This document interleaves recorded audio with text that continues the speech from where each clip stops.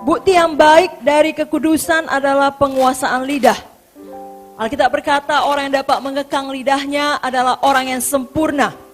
Yakobus 3 ayat 2, sebab kita semua bersalah di dalam banyak hal, barang siapa yang tidak bersalah dalam perkataannya, ia adalah orang sempurna, yang dapat juga mengendalikan seluruh tubuhnya. Malam ini kita ingat bahwasanya apa yang kita ucapkan daripada mulut kita, berasal daripada hati kita. Jadi kalau hati kita penuh dengan firman, yang kita ucapkan juga adalah firman Tuhan. Kalau hati kita penuh dengan zoe, penuh dengan kehidupan Tuhan, maka perkataan kita, lidah kita juga membawa kehidupan. Bukan membawa penghakiman ataupun hal-hal yang meruntuhkan iman seseorang. Tuhan tidak akan membebaskan kita dari suatu situasi atau persoalan kita sebelum kita mengubah perkataan kita. Amsal 18 ayat 21 mengatakan, hidup dan mati dikuasai oleh lidah. Siapa yang suka menggemakannya akan memakan buahnya. Jadi apabila kita mau keadaan kita berubah, maka perkataan kita harus berubah. Mazmur 50 ayat 23 mengatakan, siapa yang mempersembahkan syukur sebagai korban, ia memuliakan aku. Siapa yang jujur jalannya, keselamatan yang dari Allah akan kuperlihatkan kepadanya. Dalam terjemahan King James Version dikatakan di sini, siapa yang jujur jalannya adalah siapa yang mengatur perkataannya dengan benar. Maka aku akan menunjukkan keselamatan yang daripada aku kepadanya. Jadi kerap kali yang menghalangi kuasa atau mujizat Tuhan dinyatakan dalam kehidupan kita adalah perkataan kita sendiri. Kita terjerat di dalam ucapan kita. Malam ini kita melihat ada beberapa keadaan yang membutuhkan penguasaan lidah supaya kita berjaga-jaga. Amin Bapak Ibu Saudara. Yang pertama mengenai hal menyimpan rahasia. Seorang yang suka bergosip, sebaliknya dari menyimpan rahasia, dia akan membuka rahasia. Amsal 11 ayat 13, siapa mengumpat, membuka rahasia, tetapi siapa yang setia menutupi perkara. Ini sejalan dengan 1 Korintus 13, kasih itu menutupi segala sesuatu.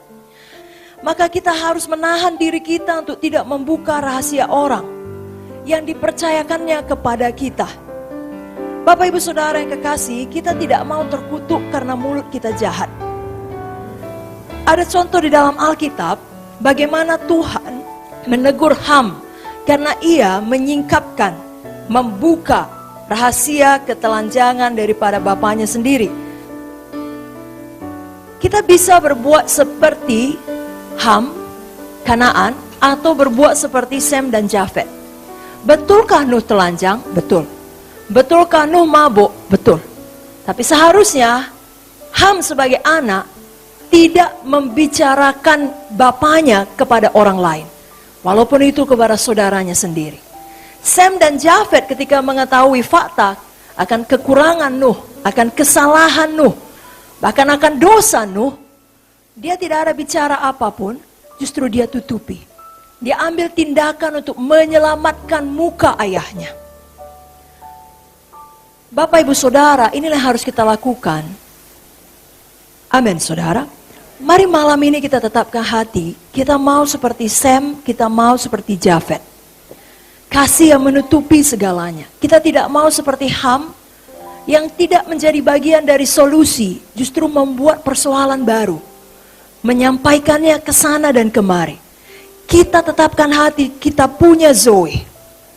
Dan Zoe lah yang kita ucapkan dari mulut kita.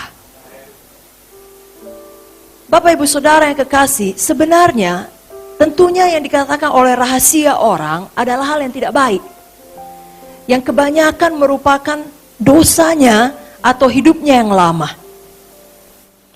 Karena firman Tuhan dalam Efesus 5 ayat 12, seharusnya sebagai orang-orang terang, kita tahu Zoe adalah terang, amin. Mengucapkan perbuatan kegelapan pun kita merasa malu. Dan buku Mazmur mengatakan kalau Tuhan mengampuni kita, Dia melemparkan kesalahan kita ke dalam tubir laut. Sejauh timur dari barat, demikian dijauhkannya kita dari dosa kita. Kalau Tuhan pun melupakan masa lalu, keburukan, rahasia jahat orang, kenapa pula kita mengingatnya? Amin, saudara. Amin. Jadi jangan ucapkan rahasia orang. Yang kedua, jangan mengeluarkan pengakuan negatif.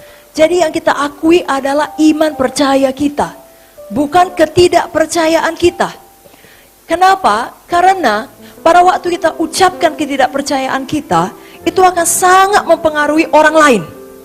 Mempengaruhi keluarga saudara, mempengaruhi pelayan saudara, mempengaruhi jemaat saudara. Kalau saudara belum mampu mengeluarkan pengakuan iman untuk satu situasi yang sulit, saudara tutup mulut saja. Dan masuk ke dalam ruang doa. Kemudian isi hati dengan firman, sampai kita mendapatkan jawaban untuk persoalan tersebut. Amin, saudaraku. Tentunya kita ingat kisah daripada 12 pengintai. 10 diantaranya membuat pengakuan yang negatif sehingga seluruh Israel. Seberapa, saudaraku?